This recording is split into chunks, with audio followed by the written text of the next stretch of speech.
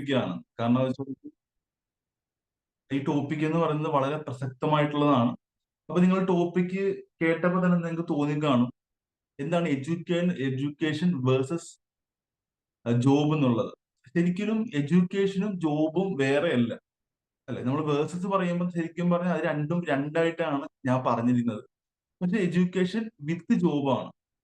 നമ്മളൊരു പഠിക്കുന്നത് എല്ലാവരും ജോലിക്ക് വേണ്ടിയിട്ടാണ്, അല്ലേ? പഠിക്കുന്ന എല്ലാവരും ജോലിക്ക് വേണ്ടിയിട്ടല്ലേ? ജോലിയും അറിവിനും വേണ്ടിയിട്ട്. പക്ഷെ ഭൂരിഭാഗവും നമ്മൾ ജോലിക്ക് വേണ്ടിയിട്ടാണ് പഠിക്കുന്നത്. അപ്പം ഞാൻ ഇതിനകത്തൊരു ക്വസ്റ്റ്യൻ ചോദിക്കുകയാണ്. അപ്പൊ ഇതിനകത്ത് ആൻസർ ആർക്കെങ്കിലും ഒരു പറയാം. അതായത് കേരളത്തില് ഏറ്റവും കൂടുതൽ എഡ്യൂക്കേഷനുള്ള അല്ലെ സാക്ഷരതയുള്ള സോറി, ഇന്ത്യയിൽ ഏറ്റവും സാക്ഷരതയുള്ള ജില്ല, സോറി, സാക്ഷരതയുള്ള സംസ്ഥാനം കേരളമാണ്. അതുപോലെ തന്നെ ഇന്ത്യയിൽ ഏറ്റവും കൂടുതൽ അൺഎംപ്ലോയ്മെന്റ് ഉള്ള സംസ്ഥാനവും കേരളം തന്നെയാണ്. എന്തായിരിക്കും അതിനുള്ള കാരണം? എന്തായിരിക്കും? ആർക്കെങ്കിലും പറയാവോ? എന്തുകൊണ്ടായിരിക്കാം ഇന്ത്യയിൽ ഏറ്റവും കൂടുതൽ സാക്ഷരതയുണ്ട്, അതുപോലെ തന്നെ ഏറ്റവും കൂടുതൽ അൺഎംപ്ലോയ്മെന്റ് ഉള്ള സംസ്ഥാനം കേരളമായിരിക്കും? ഇത് എന്തുകൊണ്ടായിരിക്കും അങ്ങനെ ഒരു സ്റ്റേജ് വന്നിട്ടുള്ളത്? ശരിക്കും ചർച്ച ചെയ്യപ്പെടേണ്ട വിഷയമാണ്, അല്ലെങ്കിൽ ഏറ്റവും കൂടുതൽ നമ്മൾ ചിന്തിക്കേണ്ട വിഷയമാണ്. അപ്പൊ എന്തുകൊണ്ടായിരിക്കാം? ആർക്കെങ്കിലും പറയാവോ? ഇവിടെ നമുക്ക് ചിലപ്പോ ഇംപ്ലിമെന്റ് ഇവിടെ ഇൻഡസ്ട്രി സ്ഥാപിക്കാൻ വ്യവസായികൾ തയ്യാറാകുന്നില്ല, റിസ്കിന്റെ പേരിൽ. അവരെ ക്യാപിറ്റൽ നഷ്ടപ്പെട്ടു പോകുമെന്നുണ്ട്. ഇപ്പൊ ഇൻഡസ്ട്രി വന്ന വലിയ വലിയ ഇൻഡസ്ട്രിക്കാരൊക്കെ ഇവിടുന്ന് വലിയാക്കി. ഏറ്റവും ആദ്യമായിട്ട് ഇവിടുന്ന് അപ്പോളോ ടയേഴ്സിന്റെ റോണാക് സിംഗ് അയാളെ ഓട്ടോബയോഗ്രഫിയിൽ പറഞ്ഞ് എന്റെ ജീവിതത്തിൽ ഞാൻ കേരളത്തിൽ ഇൻവെസ്റ്റ് ചെയ്തതാണ്. അങ്ങനെ ഒരു ഒരു ഒരു ചിത്രം നമ്മൾക്കുണ്ട്. ആ ചിത്രം മാറ്റി വരുമ്പോഴേ ജോബ് ഓപ്പർച്യൂണിറ്റീസ് ഉണ്ടാവുള്ളൂ. തമിഴ്നാട്ടിലൊക്കെ ഇന്ത്യയിലെ ഏറ്റവും നല്ല സ്റ്റാർ കമ്പനീസിൽ 15 കമ്പനിയും തമിഴ്നാട്ടിലാണ്. അതിന്റെ ഡെവലപ്മെന്റ് അവിടെ ഉണ്ട്, ജോബ് ഓപ്പർച്യൂണിറ്റി. അതാണ് ഞാൻ മനസ്സിലാക്കിയത്. കറക്റ്റ് ആണ്. അപ്പൊ നമുക്ക് തൊഴിലില്ലായ്മ വരുന്നതിന്റെ പല റീസൺസ് ഉണ്ട്. ഞാൻ തൊഴിലില്ലായ്മയെ കുറിച്ചിട്ട് തൊഴിലില്ലായ്മ വരാനുള്ള വശങ്ങളല്ല പറയുന്നത്. ശരിക്കും ഞാൻ പറഞ്ഞു വരുന്ന ടോപ്പിക് എന്ന് പറയുന്നത് എന്താണ് ശരിയായിട്ടുള്ള വിദ്യാഭ്യാസം, അല്ലെങ്കിൽ എന്താണ് ശരിയായിട്ടുള്ള ജോലി എന്നുള്ളതാണ് ഞാൻ ഈ ഒരു ടോപ്പിക്കിൽ ഞാൻ പറയാൻ ഉദ്ദേശിക്കുന്നത്. അപ്പൊ ഞാൻ പറഞ്ഞു വന്ന കേരളത്തില്, സോറി, ഇന്ത്യയിൽ ഏറ്റവും കൂടുതൽ സാക്ഷരതയുണ്ട്, ഏറ്റവും കൂടുതൽ അൺഎംപ്ലോയ്മെന്റ് ഉണ്ട്. ഇതിനുള്ള ബേസിക് ആയിട്ടുള്ള റീസൺസ് ആണ്. പല പല റീസൺസ് ഉണ്ട്. അതിനകത്ത് എനിക്ക് തോന്നിയിട്ടുള്ള അല്ലെങ്കിൽ പൊതുവായിട്ടുള്ള എന്ന് വെച്ചാൽ നമ്മുടെ എഡ്യൂക്കേഷൻ സിസ്റ്റം തന്നെയാണ്. നമ്മുടെ എഡ്യൂക്കേഷൻ സിസ്റ്റം എന്ന് പറയുന്നത് നമുക്ക് ഇത് ബേസിക് നോളജുകളാണ് നമുക്ക് തരുന്നത്. ശരിക്കും നമുക്ക് ബേസിക് നോളജുകളല്ല തരുന്നത് പലപ്പോഴും. അതായത് ഞാനൊരു ചെറിയ എക്സാമ്പിൾ പറഞ്ഞിട്ട് തുടങ്ങാം. അതായത് സന്തോഷ് ജോർജ് കുളങ്ങര പറഞ്ഞൊരു വാചകമുണ്ട്. സന്തോഷ് ജോർജ് കുളങ്ങര പറഞ്ഞ ഇതാണ്, അതായത് നമ്മള് എക്സാമ്പിൾ ഒരു ലോവർ ഡിവിഷൻ ക്ലർക്ക് അല്ലെങ്കിൽ ഒരു PSC ഒരു ജോലിക്ക് വേണ്ടി നമ്മൾ പഠിക്കുമ്പോൾ ഭൂമിശാസ്ത്രവും അതുപോലെ തന്നെ സാമൂഹ്യ ശാസ്ത്രവും കണക്കുകളും അങ്ങനെ ഒരുപാട് കാര്യങ്ങൾ പഠിക്കുന്നുണ്ട്. അതായത് 3-4 വർഷം ഇരുന്നിട്ട് നമ്മൾ എല്ലാ കാര്യങ്ങളും പഠിക്കുന്നുണ്ട്. പക്ഷെ ഈ പറഞ്ഞ LD ക്ലർക്ക് എന്ന് പറയുന്ന ജോലിക്ക് ശരിക്കും അതിൽ പഠിച്ച കാര്യങ്ങളൊന്നും നമ്മൾ പ്രായോഗികമായിട്ട് ചെയ്യുന്നില്ല. അത് ഒരു പെർസെന്റേജ് പോലും പ്രായോഗികമായിട്ട് ചെയ്യുന്നില്ല. നമ്മളെ ഇഷ്ടം എന്താണ്? കുറച്ച് ഫയൽ കൊടുക്കുക, കുറച്ച് കാര്യങ്ങൾ മാത്രം ചെയ്യുന്നുള്ളൂ. ഇത്രയും 3-4 വർഷം പഠിച്ചിട്ട് നമ്മൾ ഇതിൽ ജോലിക്ക് കയറുമ്പോൾ നമ്മൾ ചെയ്യുന്ന വർക്ക് അതുമായിട്ട് ബന്ധമില്ലാത്തതാണ്.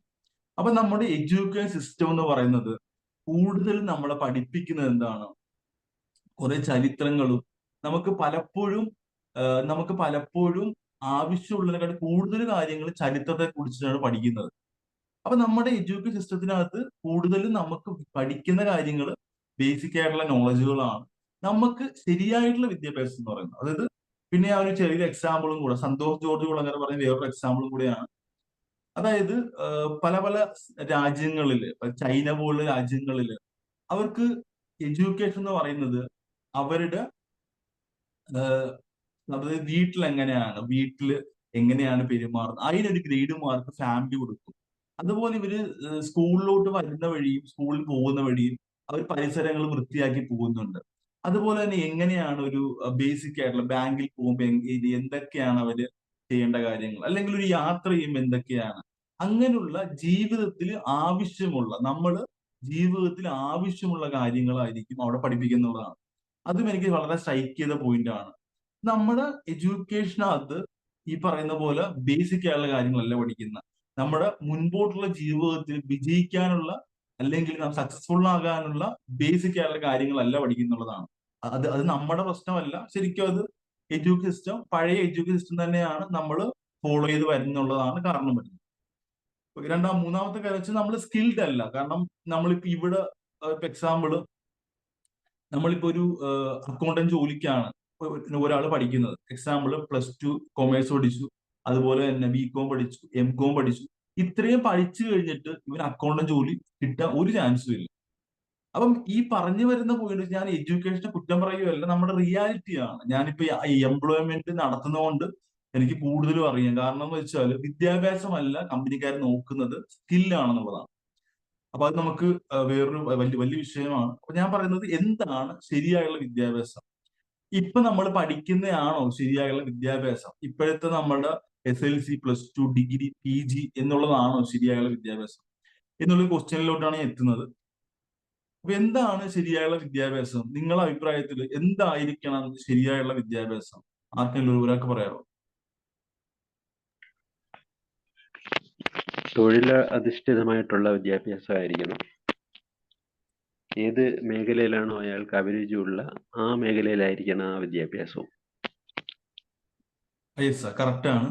അതായത് അതായത് ശരിയായ വിദ്യാഭ്യാസം എന്ന് പറയുന്നത് നമ്മുടെ ലൈഫില്, ഇപ്പൊ സെയ്ഫ് സാറ് പറഞ്ഞ പോലെ തന്നെ നമ്മുടെ ലൈഫില് നമ്മൾ ഹാപ്പിനെസ്, കരിയർ, വെൽത്ത്, ഹെൽത്ത് ഈ പറയുന്ന മേഖലകളിൽ വിജയിക്കാൻ വേണ്ടിയിട്ട്, അല്ലെങ്കിൽ ഈ മേഖലകളിൽ നമുക്ക് സക്സസ്ഫുൾ ആകാൻ വേണ്ടിയിട്ടുള്ള വിദ്യാഭ്യാസമാണ് ശരിക്കും നമ്മൾ പഠിക്കേണ്ടത്. നമ്മളൊന്ന് ആലോചിച്ച് നോക്കാം. നമ്മുടെ ലൈഫിൽ പഠിച്ചിട്ടുള്ള ഓരോ കാര്യങ്ങളും നമ്മുടെ ജീവിതത്തിൽ എത്രത്തോളം യൂസ് ചെയ്തിട്ടുണ്ടെന്നുള്ളത്. നമുക്കിപ്പോ എല്ലാ നോളജുകളും വളരെ സുലഭമാണ്. കാരണം ഇപ്പൊ നമുക്ക് ഒരു കാര്യം കണക്ക് കൂട്ടണം. നമ്മൾ എന്താ ചെയ്യുന്നത്? നമ്മൾ പാഠപുസ്തകമല്ല നോക്കുന്നത്, ശരിയല്ല, കാൽക്കുലേറ്ററാണ് നോക്കുന്നത്. നമുക്ക് ഇൻഫർമേഷൻ വേണം. ഇപ്പൊ PhD പഠിച്ച ആളാണെങ്കിലും അവർ നേരത്തെ പഠിച്ച ബുക്കല്ല നോക്കുന്നത്. അവരെന്താണ് പോയി ഗൂഗിൾ റിസർച്ച് ചെയ്യുന്നത്. നമുക്ക് ഇൻഫർമേഷൻ ഒരുപാടുണ്ട്. ഇൻഫർമേഷൻ അല്ല നിങ്ങൾക്ക് വേണ്ടത്. നമുക്ക് വേണ്ടത് ഇൻഫർമേഷനെക്കാട്ടി ഉപരി പ്രായോഗിക നോളജാണ്. നമ്മുടെ ഇൻഫർമേഷൻസിനെക്കാട്ടി എങ്ങനെ ഒരു കാര്യം ഉപയോഗിക്കുക എന്നുള്ളത് പഠിക്കുക. അപ്പൊ നമ്മൾക്ക് വേണ്ട ലൈഫിൽ വിജയിക്കാനുള്ള ഹാപ്പിനെസ്, കരിയർ, നമ്മൾ എങ്ങനെ സന്തോഷമായി ജീവിക്കാം, അതിനുള്ള കാര്യങ്ങൾ. സന്തോഷമായിട്ട് ജീവിക്കണം എന്നുണ്ടെങ്കിൽ സ്ട്രെസ് ഫ്രീ ആയിരിക്കണം, സമാധാനം വേണം. അതിന് എന്തൊക്കെ ചെയ്യാം അത് പഠിക്കണം. രണ്ടാമത്തെ കാര്യം കരിയർ ആണ്. നമ്മുടെ കരിയറിൽ എങ്ങനെ സക്സസ്ഫുൾ ആകാം അത് പഠിക്കുന്നതാണ് നമ്മൾ ലൈഫിൽ ഏറ്റവും വലിയ എഡ്യൂക്കേഷൻ എന്ന് പറയുന്നത്. പിന്നെ ഹെൽത്ത് ആണ്. നമുക്ക് ഏറ്റവും പ്രധാനം എന്ന് വെച്ചാൽ നമ്മുടെ ഹെൽത്ത് തന്നെയാണ്. ഹെൽത്ത് ഇല്ലാതെ നമ്മൾ എത്രത്തോളം മുന്നോട്ട് പോയാലും എന്ത് ചെയ്യത്തില്ല, ഒരിക്കലും നമ്മൾ സക്സസ്ഫുൾ എന്ന് പറയാൻ പറ്റത്തില്ല. അല്ലെങ്കിൽ നമുക്ക് വെൽത്ത്, നമുക്ക് സാമ്പത്തികമായ ഭദ്രത വേണം. ഇതില്ലെങ്കിലും ഒരിക്കലും നമ്മൾ എന്ത് ചെയ്യത്തില്ല, നല്ലൊരു ശരിയായ വിദ്യാഭ്യാസം എന്ന് പറയാൻ പറ്റത്തില്ല. അപ്പൊ ഇത് നേടാൻ വേണ്ടിയിട്ട്, അതായത് ഹാപ്പിനെസ്, സന്തോഷമായുള്ള ജീവിതം, നല്ലൊരു കരിയർ ബിൽഡ് ചെയ്യാൻ വേണ്ടിയിട്ട് ഹെൽത്ത്, വെൽത്ത്, ഈ 4 മേഖലകളിലും എങ്ങനെ എനിക്ക് മുന്നോട്ട് പോകാം, അല്ലെങ്കിൽ ഡെവലപ്പ് ചെയ്യാം, ഒരു സക്സസ്ഫുൾ ആയിട്ട് ജീവിക്കാം, ഇതിന്റെ വിദ്യാഭ്യാസമാണ് ശരിയായുള്ള വിദ്യാഭ്യാസം എന്ന് ഞാൻ ഉദ്ദേശിക്കുന്നത്. നമ്മൾ കരിയർ ബിൽഡ് ചെയ്തു, പക്ഷെ നമുക്ക് ഹെൽത്ത് ഇല്ല. അത് നമുക്ക് ഒരുപാട് സ്വത്തുകളുണ്ട്, പക്ഷെ നമുക്ക് സമയമില്ല. ഇതിപ്പോ നമുക്ക് സംബന്ധിച്ച് നോക്കുകയാണെന്നുണ്ടെങ്കിൽ ശരിക്കും നമുക്ക് എന്താ വേണ്ടത്? അത് നേടിയെടുക്കാനുള്ള വിദ്യാഭ്യാസമാണ് ശരിക്കും വേണ്ടത്. അപ്പൊ ഞാൻ പറഞ്ഞ വിദ്യാഭ്യാസം, നമ്മുടെ ഇപ്പോഴത്തെ വിദ്യാഭ്യാസത്തെക്കാട്ടി കൂടുതൽ നമ്മുടെ കുട്ടികൾക്കും നമ്മുടെ ഫാമിലിക്കും നമുക്കറിയാവുന്നവർക്കും നമ്മൾ പകർന്നു കൊടുക്കേണ്ട വിദ്യാഭ്യാസം ഇതാണ്. നമ്മുടെ ലൈഫിൽ ആവശ്യമുള്ള കാര്യങ്ങൾ നമ്മൾ കൂടുതൽ പഠിക്കാൻ വേണ്ടി സമയം കൊടുക്കുക. നമ്മൾ കുട്ടികളാണെന്നുണ്ടെങ്കിലും അവർക്ക് ഒരു പുസ്തക പുഴുവിനെ പോലെ പഠിപ്പിക്കാതെ അവർക്ക് പ്രായോഗികമായിട്ടുള്ള വിദ്യാഭ്യാസമാണ് കൊടുക്കേണ്ടത്. ഒരാളോട് എങ്ങനെ സംസാരിക്കാം, ഒരാളോട് എങ്ങനെ പെരുമാറാം, ജീവിതം എന്ന് പറഞ്ഞാൽ എന്താണ്. അപ്പൊ എന്റെ ഒരു ചെറിയൊരു എക്സാമ്പിൾ പറയാം. ഞാൻ അതായത് കുട്ടിക്കാലത്ത് വെച്ചാൽ ഒരു 10-10ാം ക്ലാസ്സിലെ സമയത്ത് എനിക്ക് കടയിൽ പോകുമ്പോൾ കുറച്ച് പൈസ തരും. കടയിൽ പോകുമ്പോൾ പൈസ തരും, ബാക്കി പൈസ ഞാൻ എടുക്കും. ബാക്കി പൈസ നമുക്ക് തരും, 2 രൂപ 1 രൂപ വെച്ച് തരും. ഇതെന്റെ സബ് കോൺഷ്യസ് മൈൻഡ് കിടപ്പുണ്ട്. നമ്മളൊരു ജോലി ചെയ്താലേ പൈസ കിട്ടത്തുള്ളൂ എന്നുള്ളൊരു മൈൻഡ് സെറ്റ് നമ്മുടെ ആ സമയത്ത് ആ 1 രൂപയും 2 രൂപയും ചെറിയ പൈസയാണ്. പക്ഷെ എന്താണ് എനിക്ക് മനസ്സിലായ കാര്യം, എനിക്ക് എന്തെങ്കിലും ജോലി ചെയ്യുമ്പോൾ ആ പൈസ കിട്ടും, 1 രൂപ കിട്ടും. അപ്പൊ എന്റെ സബ് കോൺഷ്യസ് മൈൻഡിൽ കിടന്ന എന്താണ്, എന്തെങ്കിലും പണിയെടുത്താൽ നമുക്ക് പൈസ കിട്ടും. അപ്പൊ നമ്മൾ പണിയെടുക്കാനുള്ള അങ്ങനെ ചെറിയ ചെറിയ പണികൾ, കൂറൊട്ടിക്കല്, അങ്ങനെ തന്നെ അമ്മേനെ സഹായിച്ചിട്ട് പൈസ മേടിക്കല്, ഇങ്ങനെ നമ്മുടെ സബ് കോൺഷ്യസ് മൈൻഡിൽ നമ്മൾ പണിയെടുത്താൽ പൈസ കിട്ടുമെന്നുള്ളൊരു പണ്ട് എന്തോ കയറിയ സാധനമാണ് എനിക്ക് പിന്നീട് യൂസ്ഫുൾ ആയിട്ടുള്ളത്. അപ്പൊ നിങ്ങളുടെ കുട്ടികളാണെങ്കിലും നമ്മൾക്ക് അറിയാവുന്നവരാണെന്നുണ്ടെങ്കിൽ നമ്മൾ ഒരിക്കലും കുറെ വിദ്യാഭ്യാസം കുത്തിനിറച്ച് സമൂഹത്തിലേക്ക് വിടുക എന്നുള്ളതല്ല നമ്മൾ ചെയ്യേണ്ടത്. ശരിയായിട്ടുള്ള വിദ്യാഭ്യാസം നമ്മൾ കൊടുക്കുന്നുണ്ടോ നമ്മുടെ കുട്ടികൾക്ക്, അതാണ് നമ്മൾ ഏറ്റവും പ്രധാനമായിട്ട് കൊടുക്കേണ്ടത്. വിദ്യാഭ്യാസം വേണ്ടെന്നല്ല ഞാൻ പറയാം, വിദ്യാഭ്യാസം എന്തായാലും വേണം. അതിന്റെ കൂട്ടത്തിൽ ശരിയായിട്ടുള്ള വിദ്യാഭ്യാസവും കൂടെ നമ്മൾ പഠിപ്പിച്ചെടുക്കണം. ഇനി ഞാൻ പറയാൻ വേണ്ടി പോകുന്നത് ശരിയായിട്ടുള്ള ജോലിയാണ്. ഇപ്പം സാറ് പറഞ്ഞ പോലെ തന്നെ, ബിജു കുമാർ സാറ് പറഞ്ഞ പോലെ തന്നെ, നമ്മുടെ ഒരു എന്താണ് ശരിയായിട്ടുള്ള ജോലി. ഇപ്പം ജോലിയെ കുറിച്ച് പറയുമ്പോൾ എല്ലാവരും ചോദിക്കുന്നത് എത്ര രൂപയാണ് സാലറി. ആ, നല്ല ജോലിയാണല്ലോ AC ക്യാബിൻ. ശരിക്കും എന്താണ് ശരിയായിട്ടുള്ള ജോലി എന്നുള്ളത് വളരെ വളരെ വലിയൊരു ക്വസ്റ്റ്യൻ ആണ്. എന്താണ് ശരിയായിട്ടുള്ള ജോലി, ആർക്കെങ്കിലും ഒന്ന് പറയാമോ?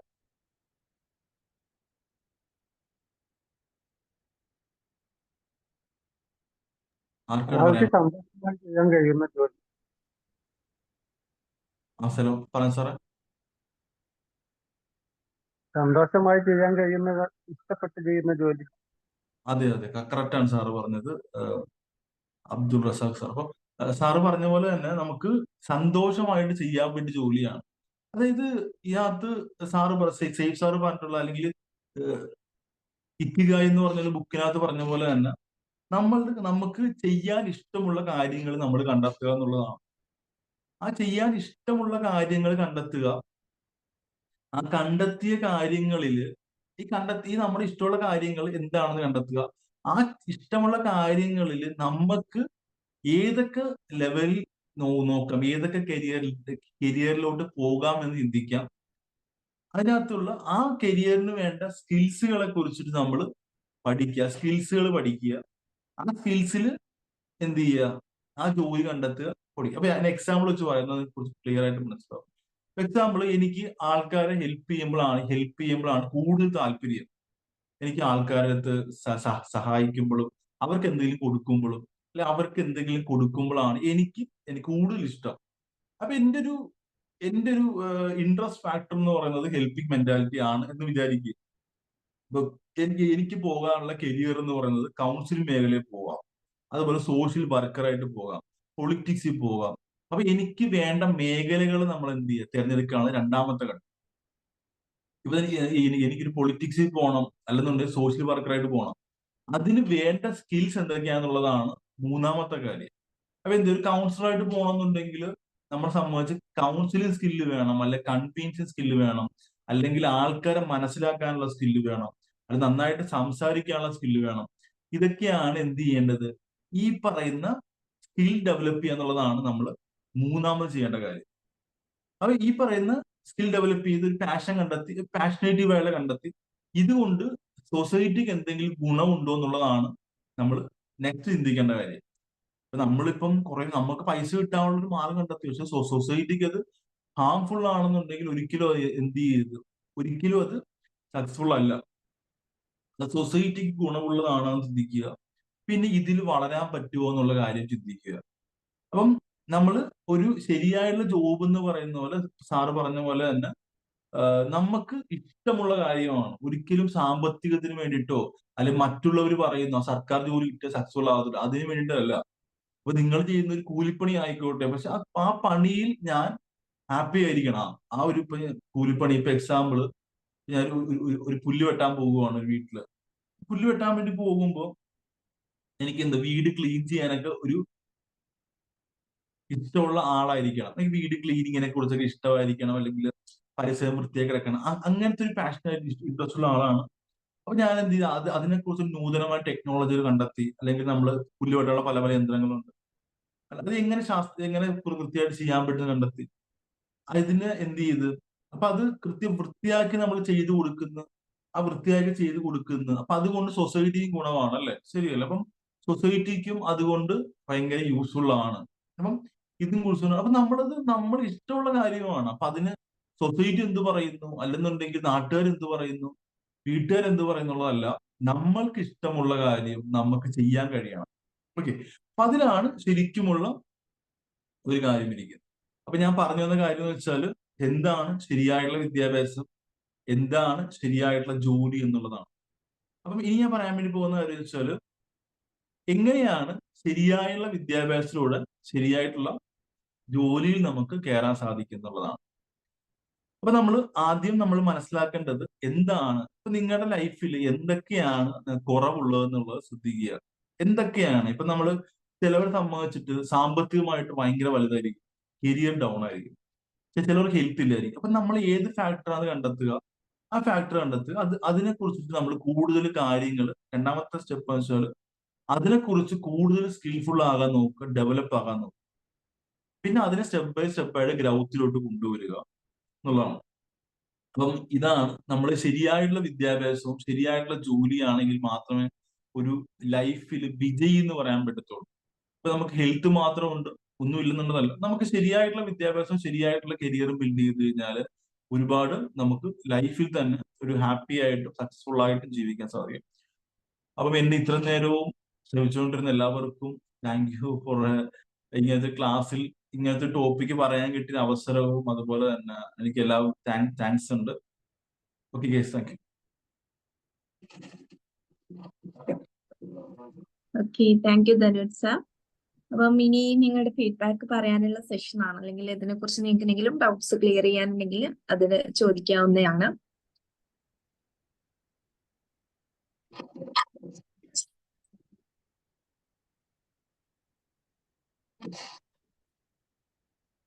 Hi Tanuj, magic morning. നല്ല അടിപൊളി ഒരു ക്ലാസ് ആയിരുന്നു അന്ന് എടുത്തത്. എനിക്കിതൊന്ന് മനസ്സിലായ ഒരു കാര്യം എന്താ അറിയോ, ഒരുപാട് പഠിച്ച് ഇപ്പൊ നമ്മള് കോളേജിലൂടെ ഒക്കെ പഠിക്കുക, നമ്മൾ ഓരോ സിലബസിനനുസരിച്ച് നമ്മൾ പഠിക്കുന്നുണ്ട്. നമ്മൾ ആ പുസ്തകം നോക്കി കുറെ പഠിച്ച്, അല്ലെങ്കിൽ ടീച്ചേഴ്സ് പറഞ്ഞ കുറെ നോക്കി പഠിച്ച് നമ്മൾ ഇങ്ങോട്ട് സമൂഹത്തിലേക്ക് ഇറങ്ങും. സത്യം പറഞ്ഞ ഒരു ഫോം ഫില്ല് ചെയ്യാൻ പോലും കുട്ടികൾക്ക് അറിയില്ല. എന്റെ അനുഭവമായിട്ടാണ് ഞാൻ പറയുന്നത്. ഒരു ഫോം ഫില്ല് ചെയ്യാൻ പോലും ഞാൻ കണ്ടിട്ടുള്ളതാണ്. വില്ലേജ് ഓഫീസിൽ പോയാലും ഒക്കെ കാണാം കുട്ടികൾ ഫോമും കൈപ്പിടിച്ച് നിൽക്കുന്നത്. എങ്ങനെ ഫില്ല് ചെയ്യുന്ന, കാരണം അവര് പഠിക്കുന്നത് പുസ്തകത്തിലുള്ള ഇങ്ങനെ നോക്കി ഇങ്ങനെ പഠിക്കുക, അല്ലാതെ അവർക്ക് ഒരു ജനറൽ ആയിട്ടുള്ള ഒരു വിദ്യാഭ്യാസം ഇല്ല അവർക്ക്. അങ്ങനെയുള്ള പഠിച്ചിറങ്ങാന്ന് മാത്രമേ ഉള്ളൂ. പിന്നെ ഇപ്പൊ ജോബിനെ കുറിച്ച് പറഞ്ഞത് ശരിയാണ്. നമുക്ക് ഇഷ്ടപ്പെട്ട ഒരു ജോലി ഏതൊരു കുട്ടിക്കായാലും വിദ്യാഭ്യാസത്തെക്കാൾ ഉപരി അവർക്ക് നല്ലൊരു ജോലി ചെയ്യാനുള്ള വിദ്യാഭ്യാസം വേണം, അല്ലെങ്കിൽ അതൊരു ജോലി ചെയ്യാനുള്ള ഇഷ്ടം വേണം. കുറെ പഠിച്ച സമൂഹത്തിലേക്ക് ഞാൻ കുറെ പഠിച്ച ആളാന്ന് പറഞ്ഞിട്ട് നടക്കണേക്കാളും നല്ലത് നമുക്കൊരു 10 പൈസ വരുമാനം എങ്ങനെ ഉണ്ടാക്കാം, നമുക്ക് എന്ത് ജോലി ചെയ്താലും വരുമാനം കിട്ടുക. നമ്മൾ നല്ലൊരു ജോബ് തെരഞ്ഞെടുത്ത് നമ്മൾ അതിനനുസരിച്ച് നിൽക്കണേ നമുക്കൊരു 10 റുപ്യ വരുമാനം കിട്ടുമ്പോ നമുക്കൊരാളെയും ആശ്രയിക്കേണ്ട. എന്ത് കാര്യത്തിനായാലും നമ്മളെ കയ്യിൽ ഒരു 10 പൈസ നമ്മൾ തന്നെ സ്വന്തമായിട്ട് സമ്പാദിക്കുക പറയുന്നത് ഏറ്റവും നല്ലൊരു കാര്യമാണ്. എന്തായാലും വിദ്യാഭ്യാസത്തെ കുറിച്ചുള്ള ഒരു ക്ലാസ് അടിപൊളിയായിട്ടുണ്ട്. ഇനിയും ഇതുപോലത്തെ നല്ല നല്ല വിഷയങ്ങളൊക്കെ ഇട്ട് ക്ലാസ് എടുക്കാൻ ഞങ്ങളെ മുന്നിലേക്ക് വരണം എന്ന് മാത്രം പറഞ്ഞുകൊണ്ട് നല്ല ക്ലാസ്സാണ് മോനെ. Okay, thank U.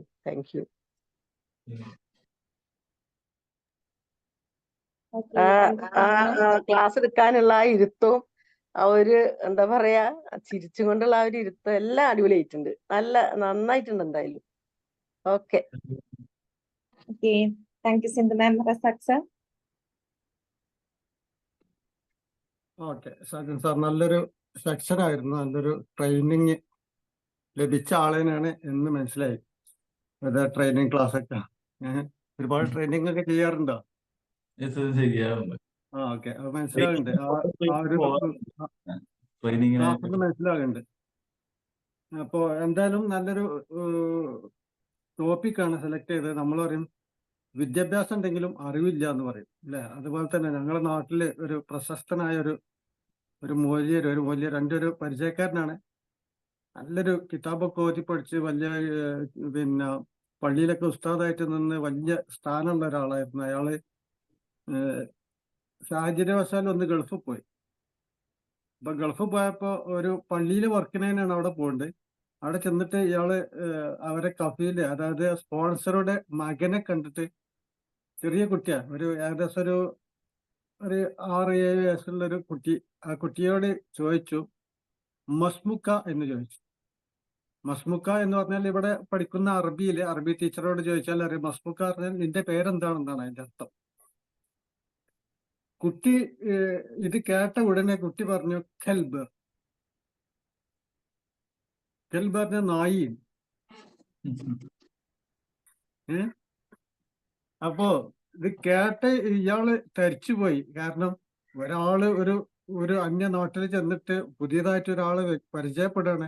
എന്താണ് നിന്റെ പേര് ചോദിച്ചപ്പോ എടുത്ത ഉടനെ അതും സ്പോൺസറുടെ മകനാണ് പറഞ്ഞത്, നായാണ് എന്റെ പേര്.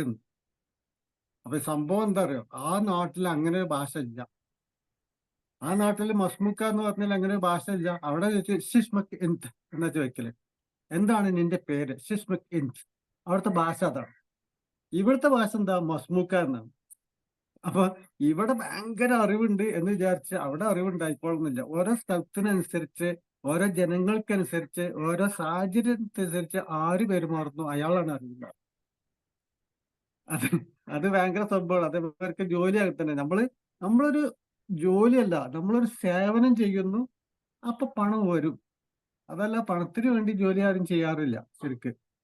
ഇപ്പൊ അക്ഷയ വർക്കിലൊക്കെ പോയാലും അറിയാം, അക്ഷയൊക്കെ പറഞ്ഞാൽ മറ്റുള്ളവർക്ക് സഹായം അങ്ങനെ ചെയ്തു കൊടുക്കുക. അപ്പൊ സഹായം ചെയ്യുമ്പോ അവർ തരുന്ന പൈസ കൂലിയായിട്ട് കിട്ടണു എന്നല്ലാതെ അങ്ങനെയാണ് ചിന്തിക്കേണ്ടത്. അതല്ല ഞാൻ ജോലി ചെയ്ത് സമ്പാദിക്കുകയാണെന്ന് ചിന്തിക്കുമ്പോ അതൊരു പ്രയാസവും, മനസ്സിന് പ്രയാസവും, മനസ്സിന് സന്തോഷമില്ല. അങ്ങനെ കുറെ കാര്യങ്ങളാണ് ഇന്ന് നമുക്ക് ഓർമ്മയിലേക്ക് വന്നത്. സാറിന്റെ ക്ലാസ് കൊണ്ട് നല്ലൊരു വിഷയമായിരുന്നു. Thank you. Thank you Razak sir. Unnikrishnan sir. Good morning all. നമസ്കാരം സാർ, നല്ല ക്ലാസ് ആയിരുന്നു, നല്ല പ്രസന്റേഷൻ. അതായത് എഡ്യൂക്കേഷൻ എന്ന് പറഞ്ഞു കഴിഞ്ഞാൽ വളരെയധികം ചിന്തിക്കേണ്ട കാര്യമാണ്. ഇന്ന് കേരളത്തിൽ സന്തോഷ് കുളങ്ങര സാർ പറഞ്ഞ പോലെ നമ്മുടെ ആളുകള്, നമ്മുടെ ഗവൺമെന്റ് തന്നെ 2 തരം 3 തരം കാറ്റഗറീസ് ആയിട്ടുള്ള വിദ്യാഭ്യാസമാണുള്ളത്. സ്റ്റേറ്റ് സിലബസ് വെച്ച് കഴിഞ്ഞാൽ ഒരിക്കലും ഒരു കുട്ടിക്ക് അതിൻ്റെതായ ആ ഒരു അറിവ് കിട്ടിക്കൊള്ളുന്നില്ല. വായിക്കാനും എഴുതാനുമുള്ള ഒരു അറിവ് മാത്രമേ എനിക്ക് തോന്നുള്ളൂ. ഈ സ്റ്റേറ്റ് സിലബസിൽ തന്നെ ഇംഗ്ലീഷ് മീഡിയം ഉണ്ട്, മലയാളം മീഡിയം ഉണ്ട്. പക്ഷെ ഈ ഇംഗ്ലീഷ് മീഡിയം കുട്ടികൾക്ക് തന്നെ 10ാം ക്ലാസ് കഴിഞ്ഞാൽ അവർക്ക് അത് ഒന്ന് ഫ്ലുവൻ്റ് ആയിട്ട് സംസാരിക്കാനോ മറ്റുള്ള കാര്യങ്ങൾക്കോ ഒന്നും സാധിക്കുന്നില്ല. നേരെ മറിച്ച് അത് NCERTസിലാണെങ്കിൽ നല്ലൊരു എഡ്യൂക്കേഷനാണ്, ഷാർപ്പായിട്ട് പഠിപ്പിക്കുകയും ചെയ്യും. വളരെ വ്യത്യസ്തമായൊരു കാഴ്ചപ്പാടാണ് അതിലുള്ളത്. പിന്നെ സ്റ്റേറ്റ് സിലബസിൽ പഠിക്കുന്ന കുട്ടികൾക്ക് തന്നെ 10ാം ക്ലാസ് കഴിഞ്ഞാൽ NCERT സിലബസ് ആണ് കിട്ടുക. ഭയങ്കര കൺഫ്യൂഷൻ ആയിട്ടുള്ള ഒരു ടോപ്പിക്കായിട്ടാണ് വരിക. അവർക്ക് അതിലേക്ക് ചേരാനുള്ള ഭയങ്കര ബുദ്ധിമുട്ടുകളുണ്ട്. പിന്നെ ജോലിയുടെ കാര്യത്തിലായാലും ഈ സിലബസ്, സ്റ്റേറ്റ് സിലബസ് പഠിക്കുമ്പോൾ എക്സ്ട്രാ എന്തെങ്കിലും ആക്ടിവിറ്റീസ് ഇല്ലെങ്കിൽ വേറെ ഏതെങ്കിലും കോഴ്സുകൾ ചേർന്നാലാണ് നമുക്കതിനെ ജോലി സംബന്ധമായിട്ട് കിട്ടുകയുള്ളൂ. പിന്നെ അതും പോരാതെ നമ്മുടെ കേരള സിലബസിൽ തന്നെ ഈ ടെക്നിക്കൽ ഒരു കണ്ടന്റ് തീരെയില്ല. ഒരു ഹൈസ്കൂളിൽ പഠിപ്പിക്കുന്ന സ്റ്റേറ്റ് സിലബസിൽ പുറത്തിറങ്ങുന്ന കുട്ടിക്ക് ടെക്നിക്കലായിട്ടുള്ള ഒരു കഴിവുമില്ല. നേരെ മറിച്ച് ടെക്നിക്കൽ ഹൈസ്കൂളിലാണെങ്കിൽ 7ാം ക്ലാസ് മുതൽ അല്ലെങ്കിൽ 8ാം ക്ലാസ് മുതൽ നമ്മൾ അഡ്മിഷൻ കിട്ടി കഴിഞ്ഞാൽ ആ കുട്ടി പുറത്തിറങ്ങുമ്പോൾ ഒരു ജൂനിയർ എഞ്ചിനീയർ ആയിട്ടൊക്കെ വരാൻ സാധ്യത ഉണ്ട്. അവർക്ക് അങ്ങനെ ക്വാളിഫിക്കേഷൻ കിട്ടാൻ സാധ്യതയുണ്ട്. ഈ എഡ്യൂക്കേഷനെ കുറിച്ച് ഒരു തുറന്നൊരു ക്ലാസ് നന്നായിരുന്നു. Thank you.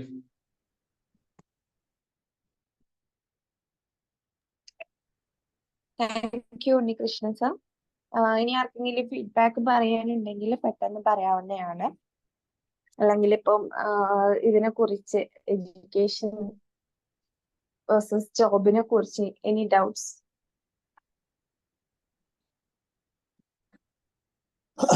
മാജിക് മോർണിംഗ്, ബഷീറാണ്. ഞാൻ ഈ വിദ്യാഭ്യാസം ശരിയാണ് സാർ പറഞ്ഞു. നമ്മളെ വിദ്യാഭ്യാസം പ്രായോഗിക തലത്തിൽ വളരെയധികം പ്രശ്നങ്ങൾ. അപ്പം ഒരു ഒരു കുട്ടിക്ക് ട്രാഫിക്കിന്റെ ബോധം വരുന്നില്ല. ദിവസം രാവിലെ റോട്ടുമേൽ ഇറങ്ങുകയാണെങ്കിലും എന്താണ് റോട്ടുമേൽ വരച്ചത്, എന്താണ് അത് മനസ്സിലാക്കാനുള്ള കഴിവില്ല. അത് പഠിപ്പിച്ചു കൊടുക്കുന്നില്ല. പിന്നെ ഒരു വീട്ടിലൊരു രോഗി ഉണ്ടായാല് അതിനെങ്ങനെ മിനിമം ലെവലിൽ ഒരു ശുശ്രൂഷ നടത്തണം എന്നുള്ള ഒരു പ്രാക്ടിക്കൽ ആയിട്ടുള്ള ഒരു നോളജ്, അങ്ങനെ ജീവിതത്തിൽ പ്രാക്ടിക്കലായിട്ട് വേണ്ടതൊന്നും ഇല്ലാതെ അർജന്റീനന്റെ ക്യാപിറ്റലും ബ്രസീലിന്റെ ഇതും പഠിപ്പിച്ചു കൊടുത്തിട്ട് നമ്മൾ ഇവിടെ പുറത്ത് വന്നിട്ട് ഇതും വെച്ചിട്ട് മേലോട്ട് നോക്കി നടക്കുക. അതാണ് ഇവിടെ നടക്കുന്നത്, വിദ്യാഭ്യാസം നടക്കുന്നത്. അതായത് ഞാനിവിടെ വായിച്ചിട്ടുണ്ട്, നമ്മളെ വിദ്യാഭ്യാസം പുട്ടും കുറ്റിയാണെന്ന്. എല്ലാ 10ാം ക്ലാസ് വരെ എല്ലാം നിറച്ചിടും. 10ാം ക്ലാസ്സിന്റെ പരീക്ഷയ്ക്ക് ഒറ്റ തട്ടി കഴിഞ്ഞാൽ പിന്നെ ഇവനക്ക് ഒന്നും ഓർമ്മ ഉണ്ടാവില്ല. പരീക്ഷ കഴിഞ്ഞ് വന്ന് ഇവനോട് ആ സബ്ജക്റ്റിനെ പറ്റി തന്നെ ചോദിച്ചാൽ അവനക്ക് അറിയില്ല. കാരണം അത് അപ്പം തന്നെ ഒന്നായിട്ട് പുറത്തേക്ക് പേപ്പറിലേക്ക് ഛർദ്ദിച്ചു കഴിഞ്ഞു. പിന്നെ അതിനെപ്പറ്റി നിങ്ങൾ ചോദിക്കേ വേണ്ട. അതുവരെ പഠിച്ച ഒന്നുമില്ല. അപ്പൊ അത്രയും വിദ്യാഭ്യാസം പ്രാക്ടിക്കലായിട്ട് വളരെ ഇനി എപ്പോഴാ അത് മാറാന്നല്ല. ഇപ്പൊ ഇന്ത്യൻ പീനൽ കോഡ് തന്നെ 75 കൊല്ലം കഴിഞ്ഞിട്ടാ ഇപ്പൊ മാറിക്കൊണ്ടിരിക്കുന്നത്. ബ്രിട്ടീഷുകാരനെ വിട്ടുപോയ വിദ്യാഭ്യാസം തന്നെയാണ് നമ്മളിപ്പോഴും കൊണ്ടു നടക്കുന്നത്. മാറ്റം വരും എന്ന് വിചാരിക്കാം. ഓക്കെ, താങ്ക് യു സാർ, നല്ല ക്ലാസ് ആയി. Okay, thank you Basheer sir. Archana ഒന്ന് അൺമ്യൂട്ട് ചെയ്ത് സംസാരിക്കാമോ? അർച്ചന.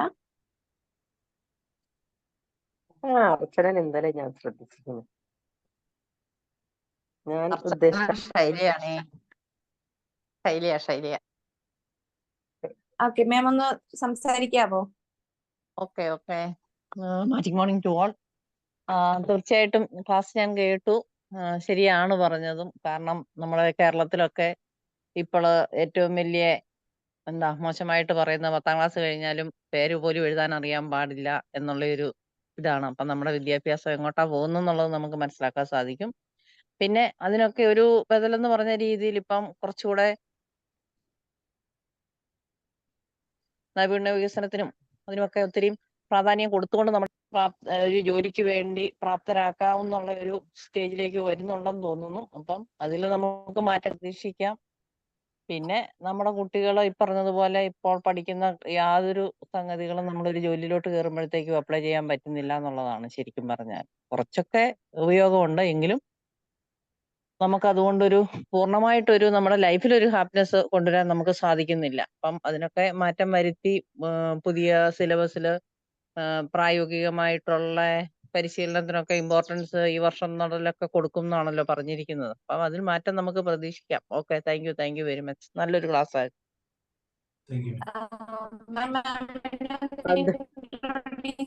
ചെയ്യാവോ? കേട്ടില്ല. Hello ma'am. കട്ടായി. Okay, thank you ma'am. Bijukumar sir.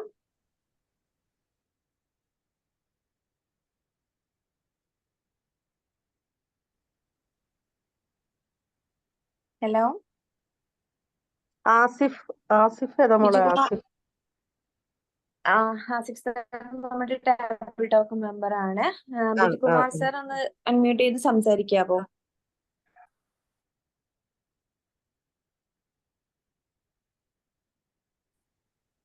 Okay. Rosaly.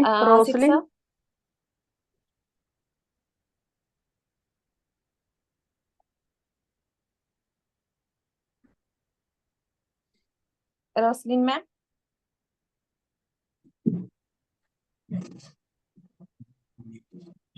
Okay, unmute ചെയ്യുന്നില്ല. Okay, fine. എനിക്ക് തോന്നുന്നു